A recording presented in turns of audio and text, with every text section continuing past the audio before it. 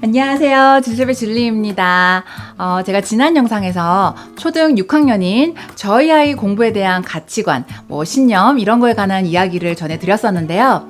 그 영상에 달린 댓글을 보다가 많은 분들과 오픈해서 이야기를 나누면 도움이 되실 만한 질문이 올라와 있어서 오늘은 그 내용에 대해서 한번 이야기를 나눠볼까 해요. 제가 오늘 이야기 나누고 싶은 그 질문 댓글은 2개가 있었는데요.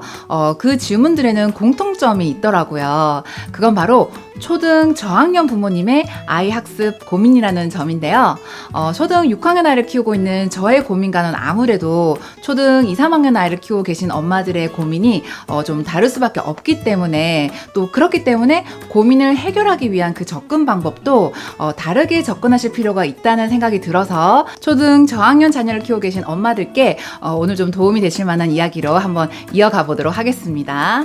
제가 지난 영상에서 이제 곧 사춘기를 앞두고 있는 초등 6학년인 저희 아이에게 방학 동안 그 공부 양이나 공부 강도를 이제 높여서 시켜봤더니 공부 감정도 나빠지고 또 엄마인 저와도 사이가 급격히 나빠지는 것을 느꼈기 때문에 무엇보다 이 사춘기를 앞둔 아이와 부모의 사이가 나빠지면 정말 나중에 이 돌이킬 수 없는 그런 시간이 될 것 같아서 아이에게 시켜서 하는 공부는 딱 멈추고 자유를 주기로 했었다는 그 말씀을 드렸었죠. 또 실제로 그렇게 했을 때 아이와의 또 저와 관계가 너무 편하고 좋아졌고, 또 아이도 그 널널한 자유 속에서 엄마인 제가 막 흡족할 정도는 아니지만 그래도 막 누가 시켜서 하는 그런 공부가 아닌 자기 스스로 좀 공부를 찾아서 하는 그런 모습을 보고 제가 그 과정 속에서 또 느끼고 깨달은 것들이 많았기 때문에 많은 부모님들에게 저희 집 사례를 공유해 드렸었는데요. 근데 이 방법이 지금 현재 초등 저학년 아이를 키우고 있는 엄마들께서 그대로 적용하셨을 때 맞는 방법이라고 하기에는 조금 무리가 있을 수 있다라는 말씀을 오늘 좀 드리고 싶거든요. 그러니까 아이들에게 부모로서 이 공부에 대한 참견이나 간섭 없이 오로지 이 자유를 줬을 때 이것들이 또 효과가 있기 위해서는 다 적절한 때가 있다고 해야 할까요? 먼저 저희 아이가 초등 6학년 되기 이전에 학습이나 그 생활 루틴을 대략적으로 좀 어떻게 해왔는지에 대한 백그라운드를 설명해드리면 좀 좋을 것 같은데요. 저희 아이의 지난 그 초등 5년 기간 동안 기본적인 루틴을 제가 좀 정리를 해봤더니, 우선 학교 다니는 학기 중에는 독서를 매일 2-3시간씩은 매일 했었고요. 주말이나 방학 기준으로는 평균 3시간에서 5시간 정도는 독서를 항상 루틴으로 꾸준히 해왔었어요. 물론 더 세부적으로 보면 각 학년 때마다 그 독서 시간에는 차이가 좀 있었는데, 예를 들어서 1, 2학년 때는 매일 3-4시간씩 학교를 다니는 중에 매일 3-4시간씩 이상은 독서를 했었고, 3, 4학년 때는 대략 한 매일 2-3시간 정도, 또 5학년 때는 1-2시간 그렇게 독서를 꾸준히 해왔었고요. 여기서 중요한 건 단 하루도 빠지지 않고 이렇게 독서 루틴은 가장 그 중심으로 계속 해왔다라는 거고요. 그 다음으로는 이제 수학인데, 수학 같은 경우는 학원은 다니지 않았어도 1학년 때부터 집에서 문제집으로 최소한의 학습은 계속 시켜왔었어요. 1학년 때는 제 기억에 연산이랑 그 사고력 문제집으로 하루에 한 30분 정도 주 3-4회 정도 했었던 것 같고요. 2학년 이후부터는 제가 예전 저의 영상에서 소개해드렸던 그 온라인 학습 사이트니 칸 아카데미나 아이엑셀 이런 온라인 학습 사이트를 통해서 30분에서 1시간 정도의 양으로 학기 중에는 한 주 3회 정도, 또 방학 기간에는 거의 매일 꾸준히 문제를 그렇게 풀게 했었고요. 그 정도 이제 공부 양을 아이에게 이제 시켜봤을 때 당연히 하기 싫어하는 날도 있었고, 또 비교적 수월하게 잘 따라준 날도 있고 해서 이 평균적으로 종합해서 볼 때 크게 부담을 주지 않는 선이다 하는 요 정도로 해서 최소한의 학습 정도는 했다 요 정도의 양이었던 것 같아요. 그러다가 아이가 한 4, 5학년쯤 됐을 때 그 학교 다니는 학기 중에는 학교 숙제도 자꾸 나오고, 또 학교에서 끝나는 그 하교 시간이 늦어졌기 때문에 학습량을 학기 중에는 늘리진 않았지만 이제 방학 때는 매일 하루에 한 2시간 정도 수학 문제를 풀게 했었고요. 당연하겠지만 학년이 이렇게 하나씩 올라갈수록 공부량도 조금씩 그 서서히 늘려가는 방향으로 제가 이 아이 공부를 집에서 계획을 했던 것 같아요. 그 과정에서 아이와 아무 트러블 없이 모든 것이 순조롭게 잘 됐을 리가 없겠죠. 초등 아이들이 스스로 공부를 한다거나 아니면 엄마가 이렇게 시키는 공부라도 정말 군소리 없이 잘 따라줄 것이다. 뭐 이런 기대는 애초부터가 무리인 것 같아요. 하기 싫어하고 또 때로는 엄마 속을 막 뒤집어 놓기도 하는 것이 어찌 보면 그 나이 때 좀 당연하다는 생각을 하시고 또 어쩌다 한 번씩 아이가 군소리 없이 공부를 이렇게 잘 따라주는 날은 그게 특별하고 좀 정상이 아니다. 네. 이렇게 생각하시는 것이 서로의 어떤 정신 건강에 더 낫다라는 말씀을 저의 직간접적인 경험을 통해서 말씀드리고 싶네요. 여기까지는 이제 독서와 수학에 대한 지난 초등 그 5년 동안의 대략적인 루틴을 말씀드렸고, 그 외의 루틴으로는 제가 뭐 영어나 국어를 가끔 이 문제집을 풀게 했었는데, 이 부분은 사실 독서나 수학에 비해서는 이렇게 좀 많이 느슨하게 시켰던 것 같아요. 뭐 마음으로는 이 부분도 계획적으로 잘 시켜보고 싶었는데 시간으로나 에너지로나 그렇게까지 관리가 좀 어렵더라고요. 그래서 뭐 어차피 매일 독서를 하고 있었기 때문에 영어나 국어는 좀 독서로 제가 많이 위안을 삼았던 것 같아요. 그리고 무엇보다 중요한 루틴을 제가 깜빡했는데, 학교에서 내주는 숙제는 정말 무슨 일이 있어도 아이에게 늘 성의 있게 또 제대로 할 것을 제가 항상 강조를 했었고요. 그래서 아이가 지난 초등 5년 기간 동안 이렇게 매일 해온 루틴을 종합해보면 학교 숙제, 독서, 이걸 가장 중요하게 해왔었고, 그 다음으로는 수학, 또 그 다음으로는 영어, 국어, 이런 식으로 데일리 학습을 좀 습관할 수 있도록 제가 훈련을 시켰고요. 이게 학원을 통한 공부는 아니었기 때문에 뭐 학원에서 내주는 부담스러운 숙제나 막 그 강제성은 없었지만, 최소한의 양으로 집에서 공부에 대한 습관과 또 아이가 학생으로서 공부에 대한 책임감이나 그 태도를 갖게 하려고 제가 신경을 많이 썼던 것 같아요. 그러니까 공부에 대한 그 마인드셋에 지난 5년 동안 신경을 써온 거죠. 자, 그러다가 아이가 5학년이 끝난 그 직후 방학, 그러니까 6학년 시작하기 그 직전에 방학이 되니까 아이의 그 학년에 대해서 제가 굉장히 부담감도 오고 이제 그 공부에 대해서 정말 이런저런 걱정들이 되더라고요.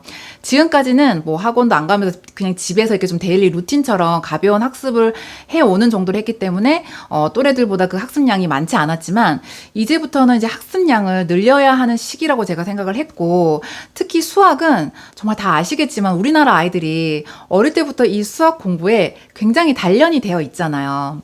그래서 지금부터는 그 무엇보다 이제 수학을 달릴 시기라고 제가 판단을 했거든요. 그래서 방학 때 이제 아이에게 이 수학에 대해서 정말 그 정신무장부터 해서 제가 빡세게 막 시켰던 거죠. 시간이나 양이나. 그랬더니 이제 어떤 일이 생겼냐 하면, 이제 아이와 저 사이에 그 서로 그 희망하는 공부 시간이나 공부 방법이 일단 어긋나면서 공부 감정이 급격히 이제 나빠지는 게 보였고요. 근데 그걸 그 지켜보는 저도 처음에는 아이가 이해가 안 되고, 지금 자기 친구들은 얼마나 많이 공부를 하는데 겨우 집에서 그 좀 몇 시간 방학 때 그 몇 시간 하는 걸 가지고 막 저러나 싶고, 막 한심해 보였어요, 아이가. 그래서 그런 마음으로 아이를 대하다 보니까 아이와 저의 사이도 급격히 나빠졌고, 그렇게 이제 몇 주간을 보냈었는데, 갈수록 좀 상황이 더 나빠지는 그런 걸 제가 지켜보면서, 이러다가 공부도 또 엄마와의 관계도 망치겠다 이제 싶은 생각이 들었던 거죠. 그래서 정말 많은 생각과 고민 끝에 엄마인 제가 시켜서 하는 공부는 이제 올스탑. 네, 이걸 이제 선언을 했던 건데요. 자, 이 방법을 지금 초등 한 2, 3학년 아이를 키우시는 엄마께서 이제 공부를 시켜보니까 아이가 공부를 뭐 썩 즐거워하지도 않고 또 잘 따라주지도 않고 이래서 나도 이제 저렇게 한번 해봐야겠다, 이런 마음으로 아이에게, 자, 지금부터는 공부하기 싫으면 안 해도 돼. 하루 종일 놀아도 또 하루 종일 쉬어도 돼. 공부를 스스로 하고 싶으면 그때 열심히 해. 자, 이렇게 얘기를 한다면 어떤 일이 예상이 될까요?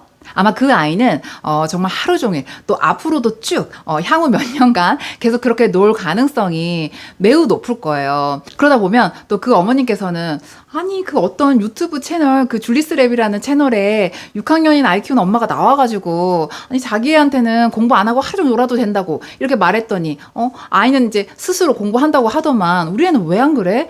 이거 다 순 거짓말이네. 자, 이런 생각을 하실 수도 있겠죠. 자, 우선 우리가 좀 솔직하게 얘기를 해서 엄마들이 아이들에게 뭐 거의 극약 처방의 수준으로 이제부터 공부하기 싫으면 하지 말고 너 하고 싶을 때 해, 이제 이렇게 자유를 주셨을 때 이렇게 하실 수 있는 분도 정말 많지는 않겠지만 어쨌든 정말 큰 맘 먹고 이렇게 하셨을 때 정말 아이가 평생 공부를 안 하고 놀고 먹고 쉬어도 된다, 이런 의미에서 그런 말을 하시는 게 아니잖아요.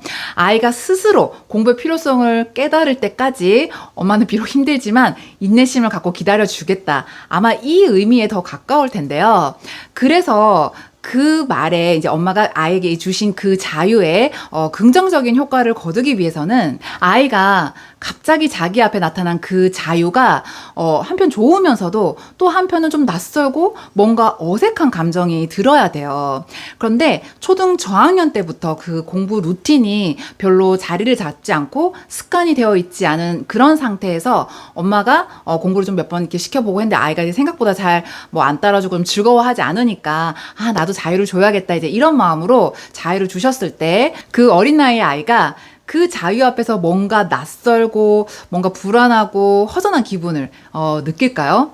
하루 이틀 정도는 그럴 수 있는데 아직 별로 공부 습관이 제대로 잡혀있는 것도 아니고 또 공부를 세게 해본 경험이 아직 있는 나이의 아이들이 아니기 때문에 그 자유가 낯설거나 뭐 어색한 것도 오래 안 갈 거예요. 그냥 공부를 안 하고 놀고 쉬는 게 금방 자연스러워진다고 할까요? 아이가 초등 고학년 이후로 공부가 점점 중요해지는 시기에 스스로 공부의 필요성을 깨닫기 위해서는 우선 사춘기 이전에, 그러니까 그 초등 저학년 기간 내내 기본적인 공부는 습관처럼 꾸준히 해오고 있어야 돼요. 이 시기에는 그래도 아직 사춘기 이전이기 때문에 엄마가 아이들을 끌고 가기가 비교적 쉬운 때거든요. 이 시기에 아이들에게 너무 무리가 되지 않는 선에서 기본적인 공부는 매일 루틴으로 훈련을 시키고 가시다가 아이들이 그 초등 고학년 이후부터 공부 양이나 난이도가 어려워지기 시작할 때 아이가 공부하는 것에 대해서 굉장히 지쳐 있고 또 그것 때문에 부모님과 사이가 급격히 나빠지고 있다면 여러 가지 고민이 아마 되시고 또 해결책을 찾고 싶으실 텐데, 그때 제가 소개해드렸던 저희 집의 이런 경험과 또 사례가 또 여러분들에게 또 참고가 되실 수 있다라는 말씀이고요. 아이 입장에서도 늘 몇 년간 습관처럼 해오던 이 공부 루틴 대신 자기 앞에 갑자기 이 무한 자유가 찾아왔을 때 또 이렇게 주위를 둘러보면 친구들은 학원이나 과외를 통해서 공부를 평소보다 더 많이 하고 있을 그런 시기일 텐데 자기는 또 이렇게 공부를 안 해도 돼서 편하기도 하고 해방감도 들고,